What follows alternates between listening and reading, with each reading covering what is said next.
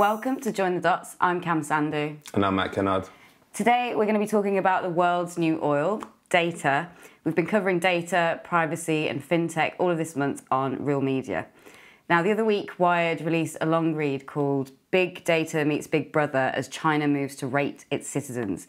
This was about the development of the social credit system that would rank the trustworthiness of citizens from data as part of a national score.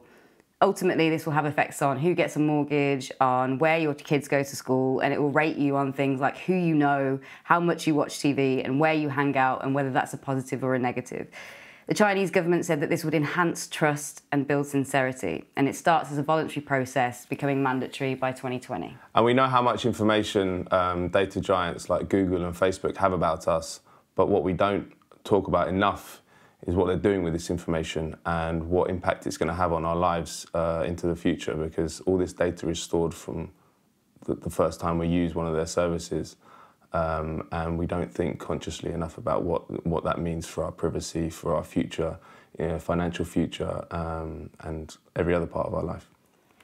So one of the companies that will be providing some of this information to the Chinese government is a credit scoring agency called Sesame Credit. That's one of the two big Chinese data giants. And they create credit ratings from the information that they gather, because financial companies have been one of the most aggressive and advanced data gatherers, because they're most interested in creating some kind of profile about you to figure out whether you're credit-worthy. Douglas Merrill, the former chief information officer at Google, coined the phrase all data is credit data, which means that all the information that you create online could be used in some way to affect your credit rating. So how does this play out with our information? In May, we spoke to Beverley Skeggs, sociologist at Goldsmiths, and she had just completed some research about Facebook and how it's able to track you. Here she is explaining what this phrase means. Every time you use any device whatsoever, you're sending signals about your behaviour that will be used in a model to predict what your credit rating could be, depending on who's buying that data. It's being assessed for its value. For some people, if it's assessed as being high net worth individuals, it will be put up for auction and traded. For others, it will be profiled and possibly siloed into a low net worth category, where less interest will be putting adverts on their browser by advertisers who will be competing to buy particular data. How much do we know about the data broker industry? Oh, very, very little. They are beyond regulation. They refuse to appear before the US Senate or the Federal Commission. I'd say we know very, very little about them. They are the real dark side of the net, because they are the people who are compiling, assessing, classifying and trading your data. And for a new generation, if you are a child born now, they will be assessing your data right from the start. So they'll be building profiles on you. We have no idea how we know how they're doing it. We can find out how they're doing it, but we have no idea what you're being traded for, what your value is, the literal economic transaction we do not know. So they are, I would say they are the most powerful forms of classification that we now experience socially. And who do they sell this information to? Well, they sell it to each other. They will sell it to banks. They will sell it to other data companies. So say Experian, in our research, we found a lot of Experian and Axiom on Facebook. So they will be selling the data to Facebook. Facebook will be selling data to them as well. So there's a lot of trade as they're all trying to work out who are the high worth individuals that they can sell on to either banks or advertisers. So that was Beverley Skeggs talking to us in May about her Facebook research. She told us at the time that Facebook had recently patented the right to use your social circle, so who you know and your friends, in their ratings that they create about you. And Facebook has, you might have seen a kind of stream of stories about the kinds of things that they've been doing with data in terms of buying information from other companies, tracking you when you're off the platform. And a lot of these companies are financial companies like Axiom and Experian, who will be making these kinds of credit ratings about you.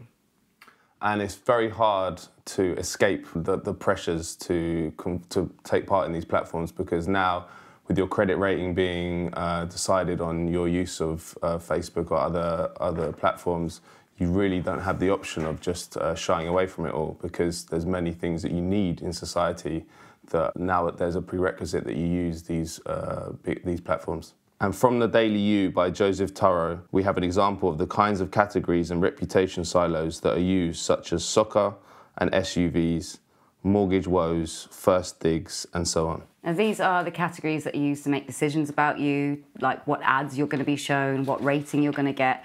But the ways that they actually put this information together to create these categories is totally new, and it's not just the ways that we might think about in terms of our age, our name, our location. There are loads of different ways that they're able to gather this information. We spoke to Dr. Tom Fisher, who's a research officer at Privacy International. In some important ways, we are losing control over our identity. They are building up these one single picture of us based on the data they gather about us. So we no longer have control over how we present ourselves, who we are. For instance, there is Kenyan credit scoring apps, which on a daily basis will upload the entire contents of your phone to their servers, then analyze it to offer people credit based on things like how you organize your address book, whether you write in capital letters, even things like how often you call your mother now affect your credit rating.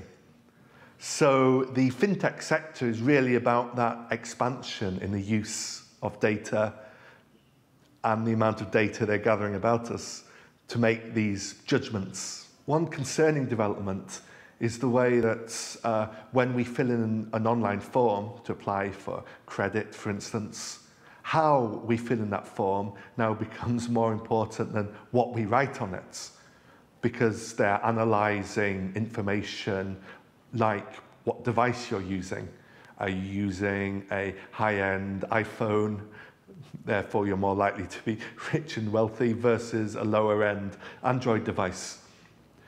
And also things like your location. And they can map this in quite detailed ways to know whether you live in a place where they're considered less likely to repay your loan. We used to call these kind of things redlining for mortgages, where certain populations and certain groups were discriminated against because of where they lived. And that was Tom Fisher talking about how we are losing the ability to decide how we present ourselves, and also how increasingly companies can get hold of information about us which they might not have been able to get before this new technology existed, and it had to go through convoluted channels and really abide by the law. And now there's a lot of information about us out there which can be accessed without our knowledge and without our consent. This is totally different to a normal kind of capitalist transaction, because the value of the data isn't the same as a kind of buying a coffee somewhere, because they're able to have this longer relationship with the things that you're giving up. There was an article in the FT that said that called Big Tech Makes Vast Gains at Our Expense, which explained this and talks about the huge power imbalance that takes place in these kinds of transactions. And another way that people are conned is that the companies make it as difficult as possible to actually read their privacy policies. I think one lawyer said that it would take a year to read the privacy documents for the average person's number of apps on their phone. So obviously no one's going to do that, and everyone sort of knows when you get that box that asks you to read the privacy policy, you don't really do it, you just sort of press accept. So they dine out on the fact that they know people aren't going to check what's happening, and I don't think that's really going to change. This comes back to this idea that internet marketers use, that customers are getting a fair deal for using these services online, for using free service. They should get access to your data. What's in reality, we're not actually getting that fair deal. And here's Tom Fisher explaining one example of why not. I was speaking to a friend of mine a couple of months ago who was using a fitness tracker tied to her insurance company, and she would get a free smoothie every month in exchange for basically having her location tracked constantly wherever she was. If you think about what kind of things something as simple as location data reveals about you, you know from that where someone lives, where someone works.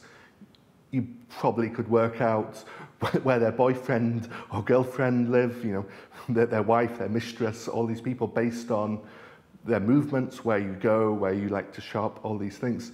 So in exchange for a free smoothie, in the case of a health insurer, you're giving them all this knowledge and information about your life. And so it can't be this fair deal or fair trade between us and the companies to do that, doing this. So that was Tom Fisher from Privacy International explaining one example of why we don't get a fair deal for our data. And research by Joseph Turo in 2015 found that most people in America were not evaluating the privacy conditions of any of the apps they were using. They were more in a state of resignation about the fact that their data was being taken by these companies. There was no sort of informed decision-making process at all. And Tom Fisher mentioned in that example the health insurance companies. There was an article in Bloomberg by Cathy O'Neill where she talked about what would happen to healthcare insurance industries when big data gets involved. And she said that it would essentially encourage these companies to price out the sick and put up the prices on healthy people, which completely defeats what the risk pooling nature of insurance is meant to be about. But these are corporations who want to make a lot of money, and that's something that we perhaps need to remind ourselves when we talk about big data and technology and how positive we can often be about it.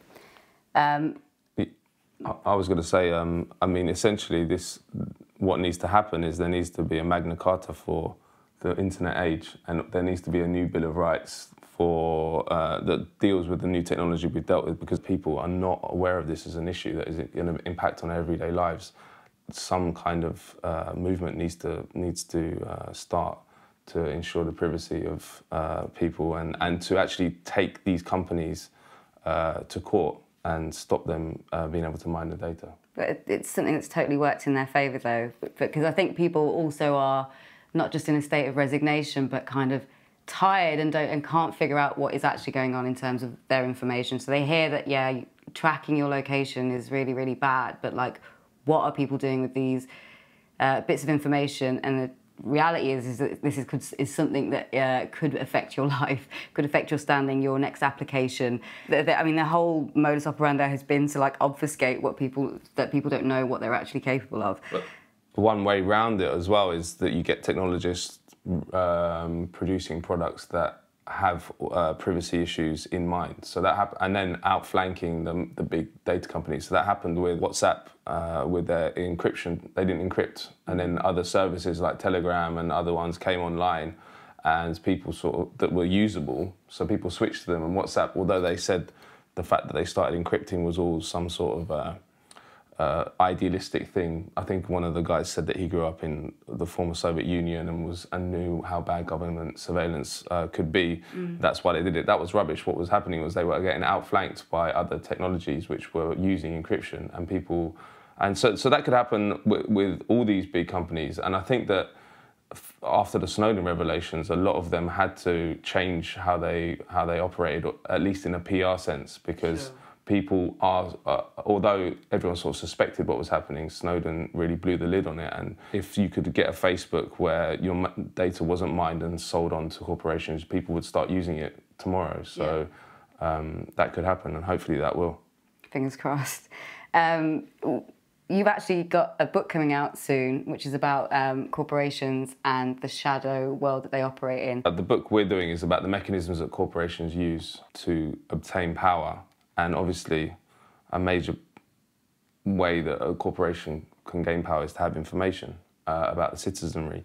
Now, the major thesis of the book is that the state is actually being eaten by the corporation. And there's just been a trend since the corporation existed as an institution that it's eaten bit by bit away at the state. Essentially, Facebook now probably holds more information, or definitely holds more information about the populace than the state does. So what does that mean, especially as the state's shrinking and it has less and less people employed directly by it, and most things are subcontracted out to private corporations. So it's all part of the same thing.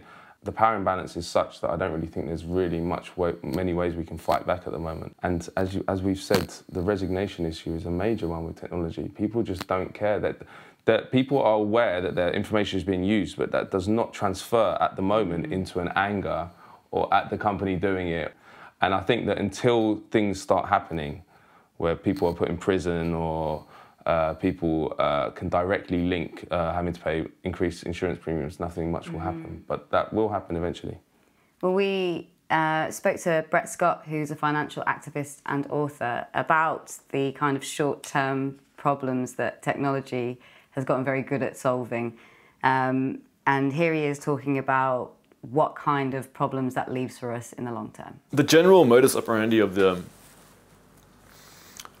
technology sector more generally, not only the financial technology sector, is that you fixate upon short-term problems, or you artificially create short-term problems, or else fixate upon kind of banal short-term problems, and you sell stuff like that to people. You say, I sell you a solution to your short-term problem.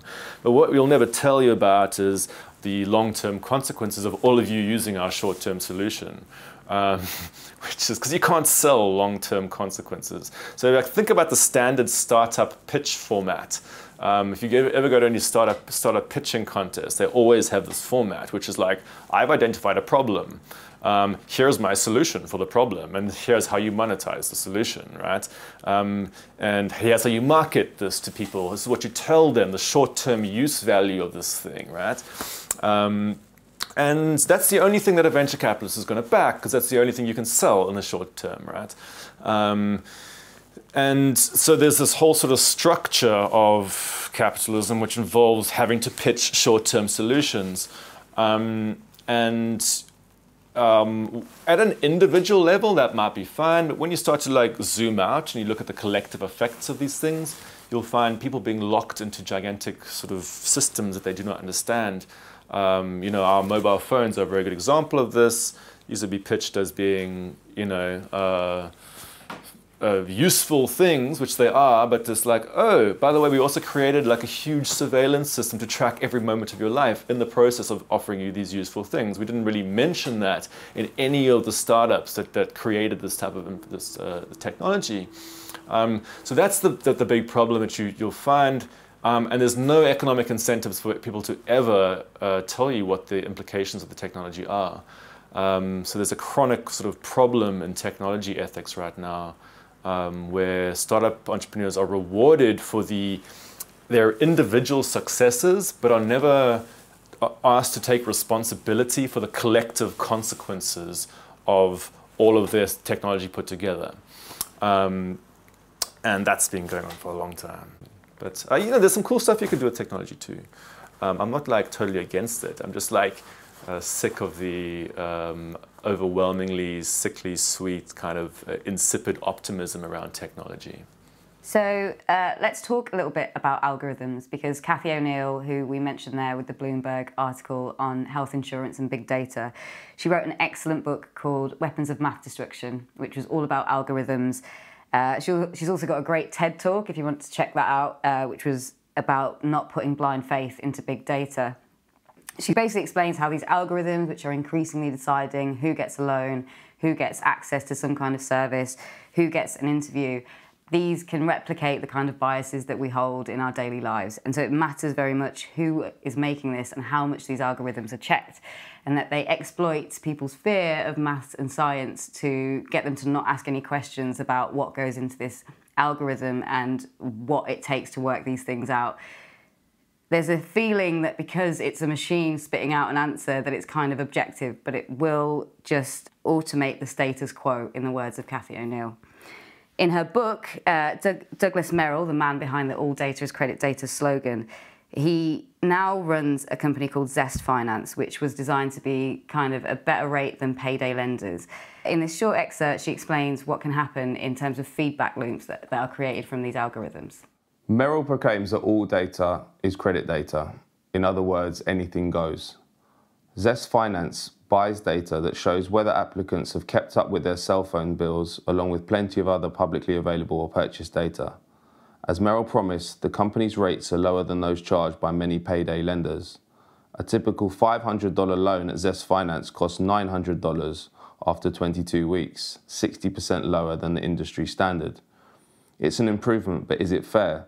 The company's algorithms process up to 10,000 data points per applicant, including unusual observations, such as whether applicants use proper spelling and capitalization on their application form, how long it takes them to read it, and whether they bother to look at the terms and conditions. Rule followers, the company argues, are better credit risks. That may be true, but punctuation and spelling mistakes also point to low education, which is highly correlated with class and race.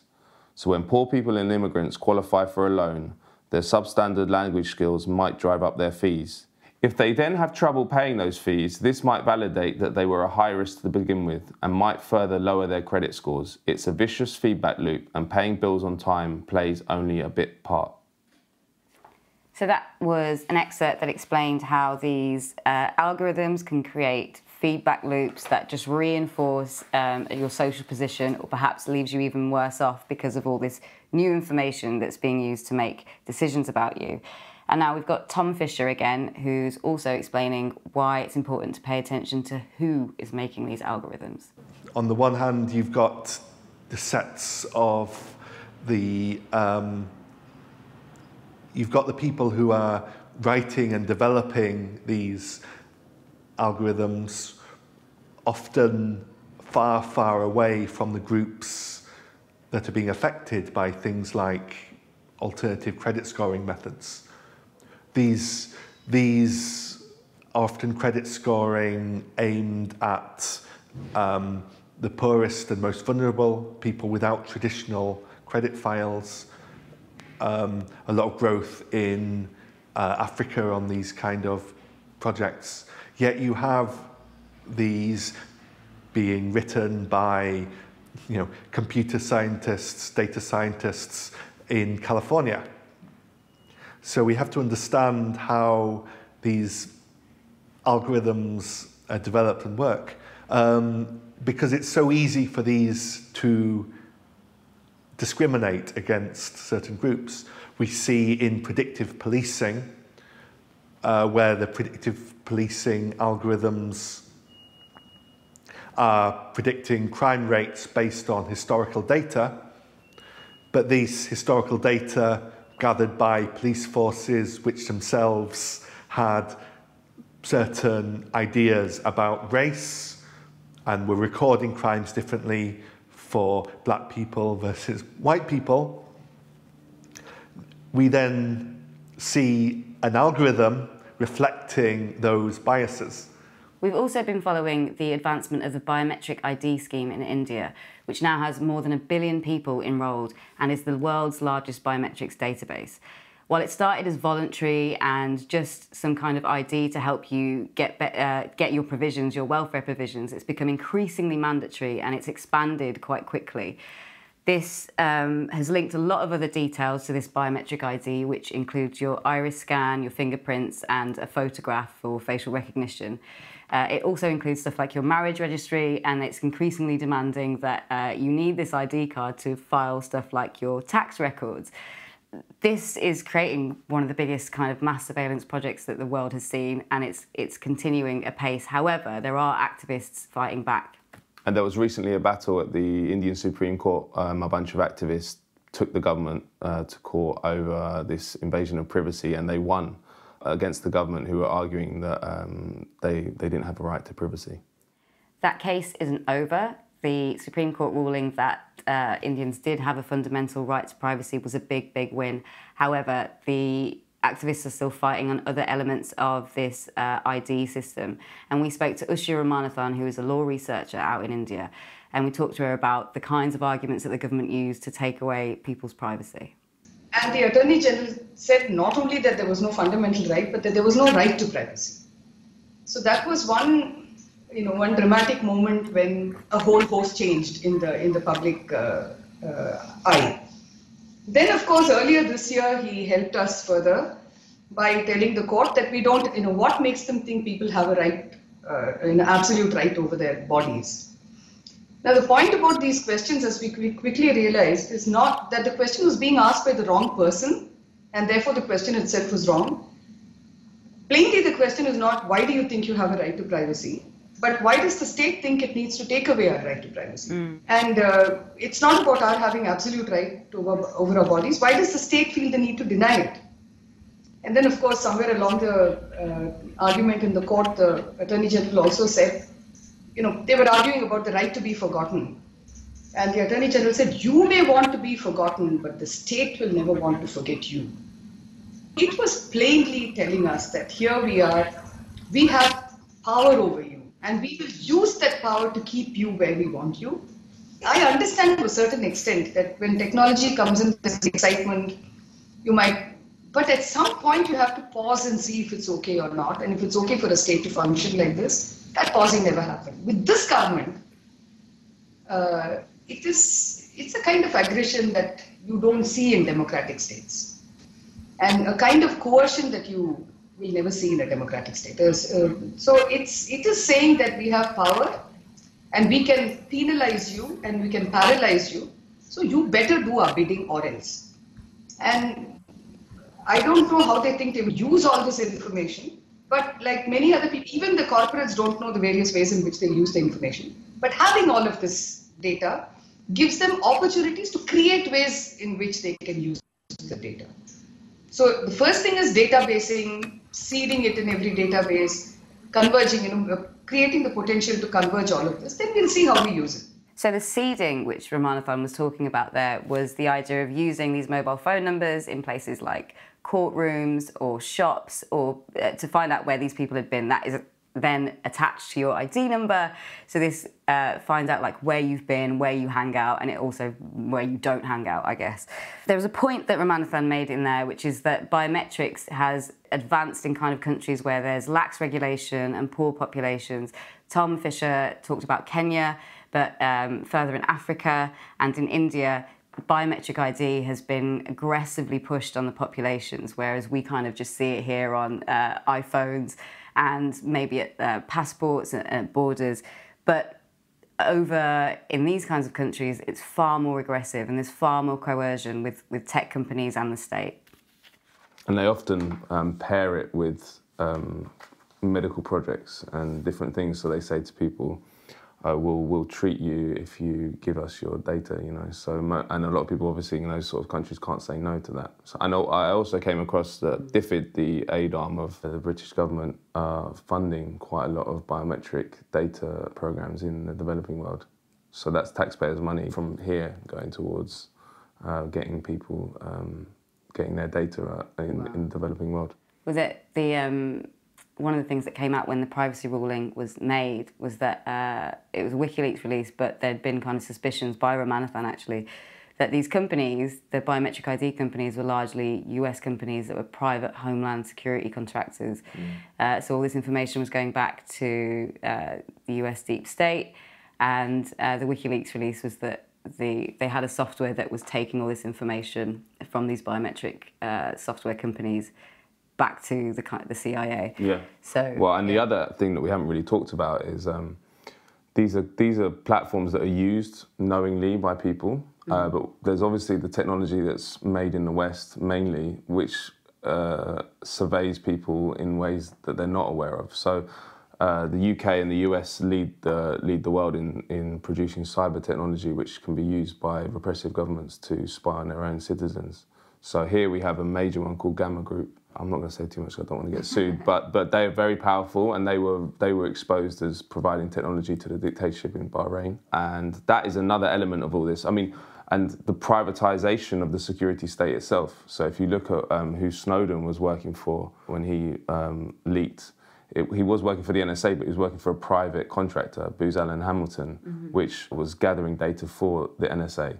Now that in itself should scare everyone, because of course they're giving the government go-ahead to survey, but that information is essentially held by a private company and they can do what they want with it. And it also, I mean, it backfires against the government itself, because Snowden would have been much more difficult to happen if it was all kept within the state, because as soon as you start subcontracting, you let a lot of people into and a lot of interest into information that they really shouldn't have.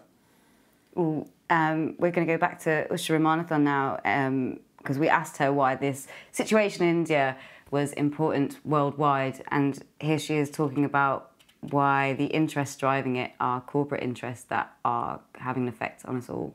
These are the multinational corporate interests, and these are also interests which are relatable to intelligence agencies and governments having interest in other governments and other peoples. So that's the second thing. And the third is that actually data, like they keep telling us now, is the new oil. And so if the 20th century was dominated by oil, this century is going to be dominated by data. But if we thought it was only about data in terms of, understanding the world around us, it is the market now demands new products, and human beings have become that product in a sense. I mean, we are now generating data, and that Mr. Nilekani here now calls it the trickle-up phenomenon, where he says the people of this country don't have wealth, but they do have data. So if they can't buy with us in the market, they can certainly give us their data, so the data will trickle up, and then wealth will be created. The way it's being said now, when it started, it was said that what we have is data, and we leave digital footprints, and those digital footprints, like FinTech companies, for instance, will be willing to provide us services without asking us for too much in terms of transaction fees, but they will just ask for our detailed information about ourselves, and then they can give us credit. So credit became the key to explaining why it's all right to collect all our data. So today when they say trickle up, they say, well, if you have only data about yourself, give it to us, you will get something in return. So you will get credit, and we'll be able to watch you and give you what you want. So the most interesting thing I think about this project is that it's not a project that has been promoted by the state. It has been pushed using state power. Right. The action has come by using state power, but it's been promoted in marketing terms like most other things are marketed. So that was Usha Ramanathan talking to Real Media about what's going on in India at the moment.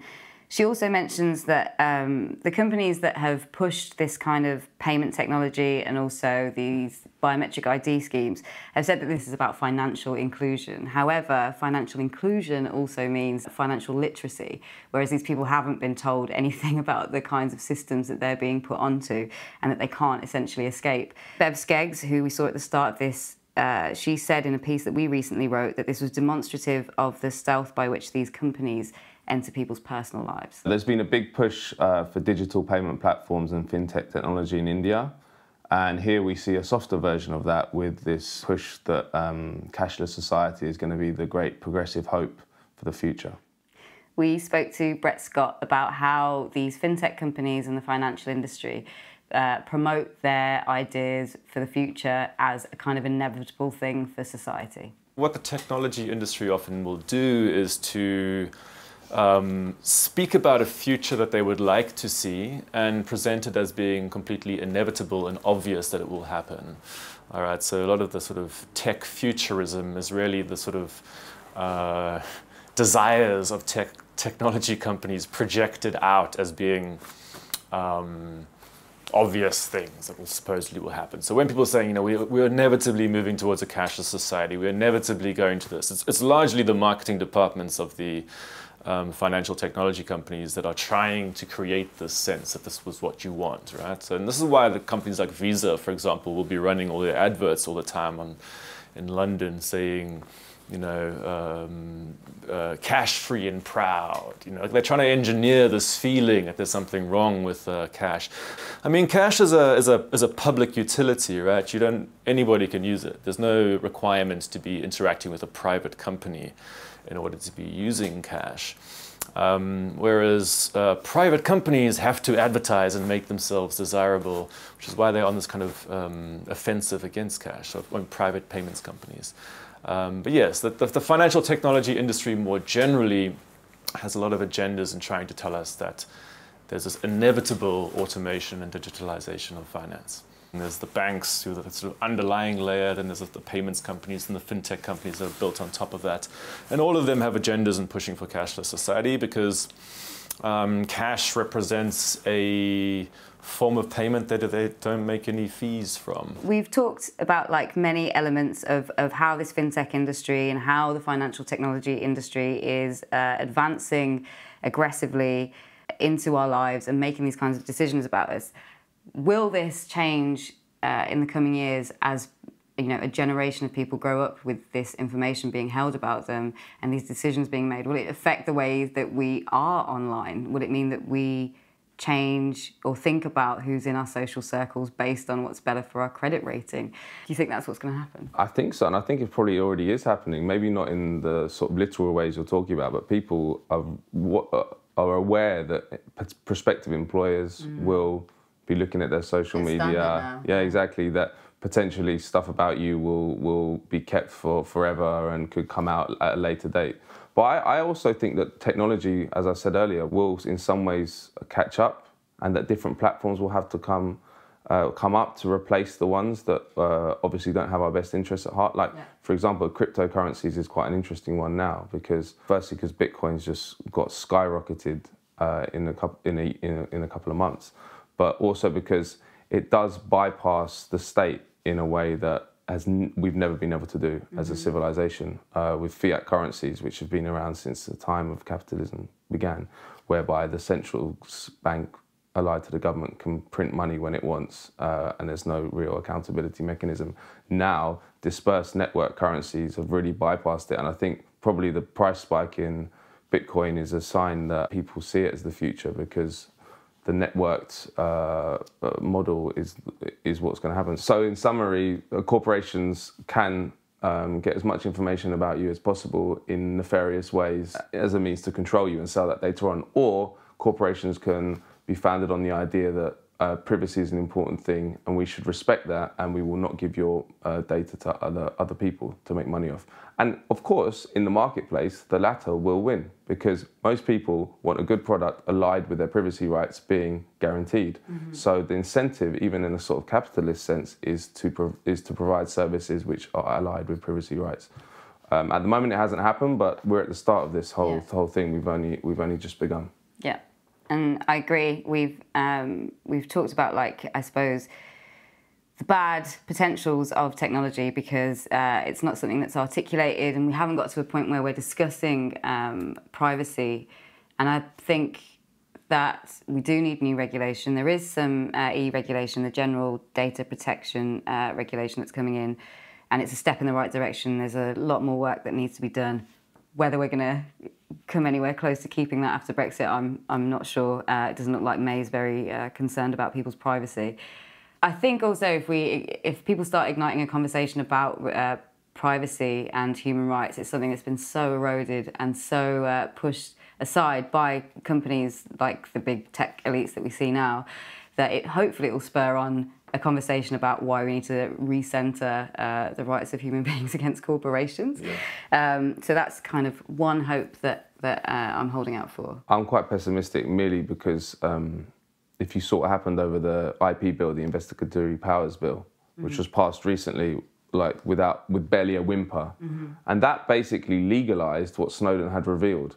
So Snowden's revelations showed that PRISM and other programs could just basically do a Google search of your private email accounts and Facebook accounts. And the IP bill, seeing that, just said, well, before we have a leaker, let's legalise it so we can... And no one has said anything about it. That gives power to the police to search your internet history with not even a suspicion that you've made a crime. Now, if that can happen and no one really raises a finger, what hope do we have that people are actually going to care that their information is getting mined off to different corporations? I don't know if there's going to be a tipping point. I don't really understand why people don't care, but it's probably because it hasn't actually flipped into real-world consequences yet.